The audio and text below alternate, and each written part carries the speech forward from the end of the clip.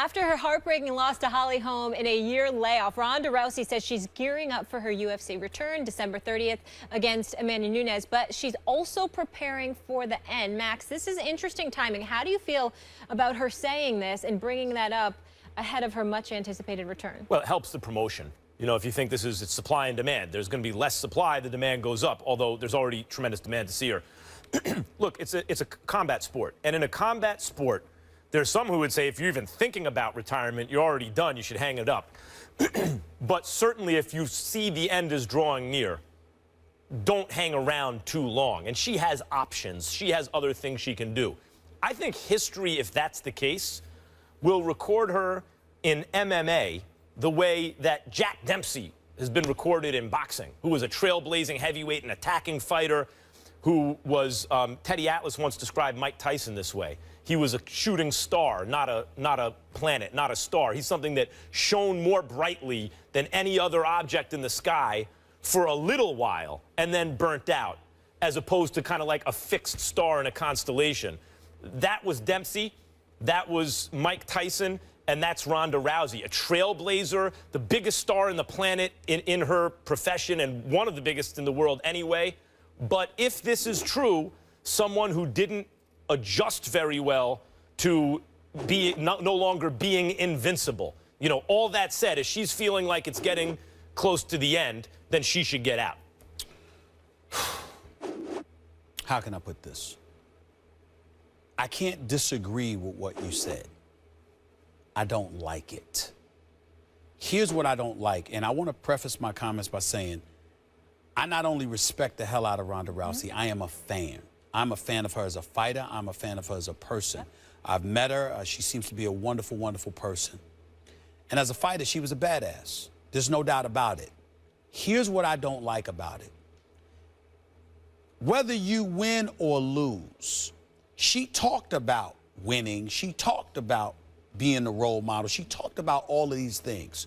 When she was knocking people out or, you know, or you know, forcing them to submit and finishing them off in 6 of her 12 consecutive wins in the first round, okay? She was doing all of that, and she was talking about all of those things. The second she lost, there was a while where you couldn't find her.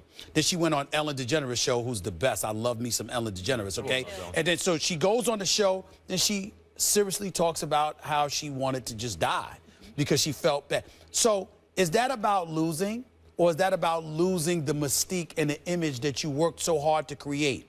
What I'm trying to say is that wanting to walk away, it's like it's not consistent with who you've promoted yourself to be.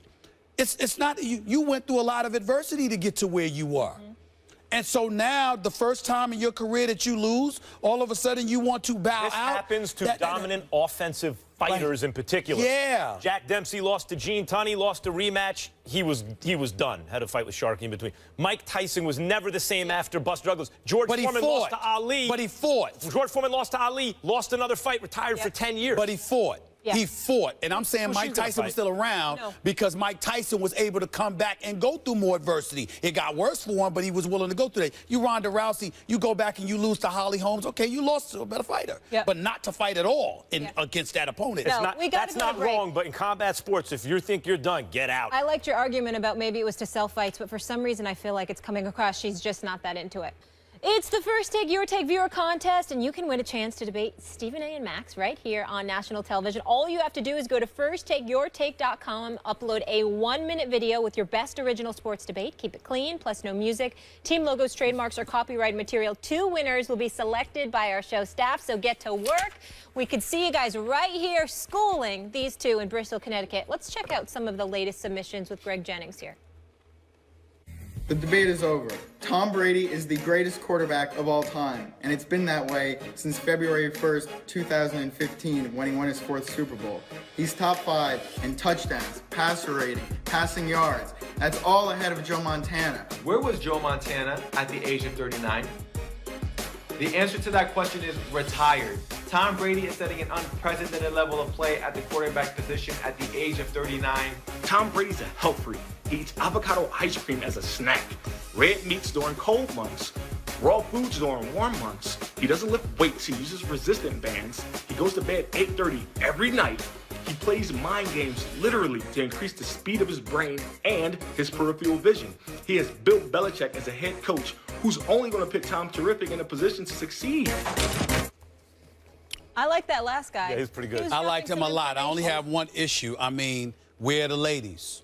I haven't seen ladies in the last couple of days. You're right. I'm all You're about right. the And people. they bring it. I'm all about the The people. ladies, dude in the middle ladies was have like- been I'm all bringing about the it. people. The dude in the middle is And like the out of the cast of The Departed or something. Remember, let me Again. remind our audience, we're having both a male and female winner. Yes. Okay, it ain't just one. There you go. It's a male and Any a tips? female. I submitted my video. Yeah, it was good. It was good video. Your I video think, was good.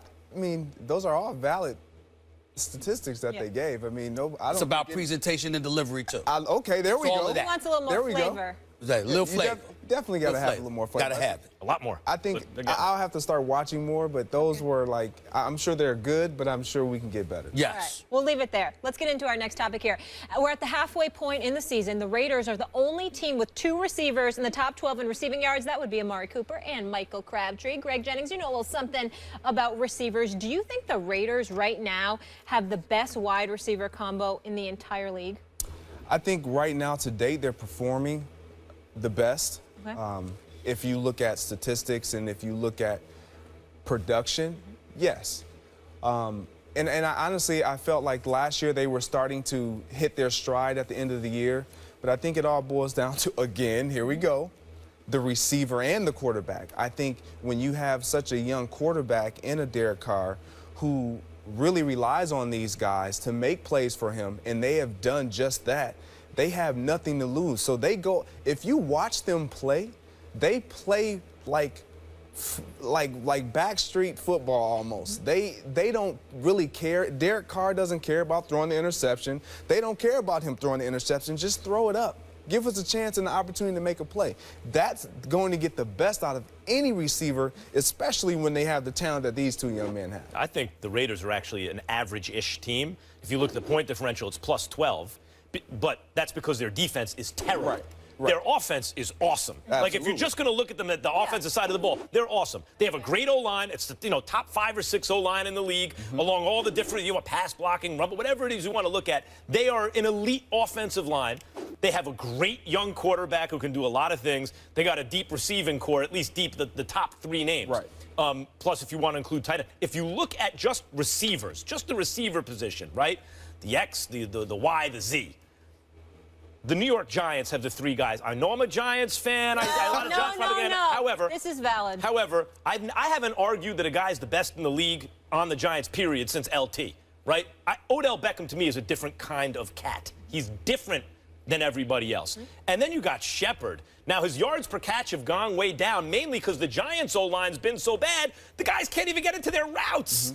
And Eli has also not been extremely accurate this year, for the most part. But you look at that as a 1-2, and Victor Cruz isn't what he was. But he's your number 3 option among your receivers. If you're just talking about 1, 2, 3, I like those 3 guys. I'm on Oakland's side. I think Crabtree has reminded us all. He lost a little bit of his luster when he was in the NFC Championship game against Seattle a few years back, and Richard Sherman blocked the pass, got in his face, and everybody was talking about how Richard Sherman basically had him under lock and key, and that sort of diminished his shine. What we did was diminish him instead of appreciate and celebrate the greatness of Richard Sherman and what he is capable of doing. But along the way, as the couple of years have progressed, we now recognize and give Richard Sherman his due props. But we forget that Crabtree deserves his as well. And so what I'm saying is, when you look at a guy like Crabtree, they've connected on 62% of the times that he's been targeted from Derek Carr. You look at Amari Cooper, an absolute stud, and only his second year in the league. 65% of the times he's targeted. There's a connection there. This brother gets open. Seth Roberts is not bad. He's impressive. Only 50% of the time. I'm thinking, I understand that Odell Beckham Jr. is on another level. But he's been temperamental. Of the 70 times he's been targeted, they've only connected 40% of the time. Yes, that's on Eli sometimes. Sometimes that might be on him. It might be route running. It might be the fact that you bumping him a little bit, getting a bit physical with him because he's miniature, he's small, et cetera, et cetera. He's getting a bit frustrated etc. All of those things factor into the equation. Do you ever hear a peep out of Amari Cooper? Nope. Do you ever hear a peep out of Michael Crabtree? No. They're models of consistency. We'll go to your They're Crabtree models of point. professionalism. And Derek Carr is looking better than Eli Manning right now. So I'm telling you, Crabtree and Cooper, to me, a legitimate argument could be made that they are the most elite duo at the wide receivers line in the NFL right now. I think a lot of that's O-line and quarterback, too, although they're excellent. I want to just quickly... They're getting Crabtree, open, though. And you could speak to this. The branding of players in people's mind is a big thing. When Richard Sherman said he's mediocre, right? Wasn't that Crabtree? He said he was mediocre. That diminished him in a lot of people's minds. Crabtree was a big deal coming out. And then it was like, well, he's okay. He's not... And once that mediocre thing got put on him, I think it diminished his brand as a receiver. But, you know, enough patience, and his brand's looking pretty good right now. Yeah, here's my thing with Crabtree. I don't think that he's ever been a mediocre receiver. I think he's had mediocre play at quarterback. I mean, when you look at who was throwing him the ball, he's never really had a legitimate quarterback. Don't get me wrong. Colin Kaepernick, he was great. He was a great splash. But he's not a great quarterback. He's a run-first quarterback. He didn't fit Michael's Crabtree style of play. Now you have a Derek Carr throwing him the ball with, as you alluded to, an exceptional offensive line. They're going to get it done every time. I'll touch this point about Odell Beckham and Sterling Shepard. I said at the beginning of the year, I thought he was going to be one of the best young rookie receivers that played this year. With having said that, I think Odell, he's when you look at leveling out the playing fields and balancing each other out, he's carrying so much load and so much weight. He's getting so much attention and so many more opportunities that we only see Odell. No one really sees Sterling Shepard. But when you look on the other side and you see Oakland, you see Amari, you see Michael, you see these guys like back and forth, and that's when you're balanced. That's when you know your quarterback. Man, I have salt, pepper. I can dish it anywhere. And it's not just that, Greg. I think people are making the mistake of assuming it's just your offensive line. It's not like Derek Carr is sitting in the pocket taking pictures and calling this woman and all that. Listen, these dudes are getting open. Absolutely. They're getting open. I like this debate. It's a good one, but Giants have no time to get open, but all right. It's a toss-up. We'll leave it there. That changes. You're just salty about Colin Kaepernick. You know who I'm with. G-Man. Greg, thank you so much for being with us. Absolutely. Good job. It was a lot of fun. Yes, Packer fans, man, I love Aaron Rodgers. Send Get us off some my more back. videos, would you? Those are good. It's all right to have them on your back. Yeah, Stephen A, get off his back. What's the matter with you? Yeah. It's all right to have them on your back. Tell them to kick rocks. Yeah. Oh, no doubt about it. You know what I'm saying? I mean, listen, there's some if they gonna love you, some of them gonna hate you. So what? That's the way So life what? goes. Suck it up. That's the way life You gonna do this, right? Absolutely. All right. All right. You know what I'm saying? What comes with it?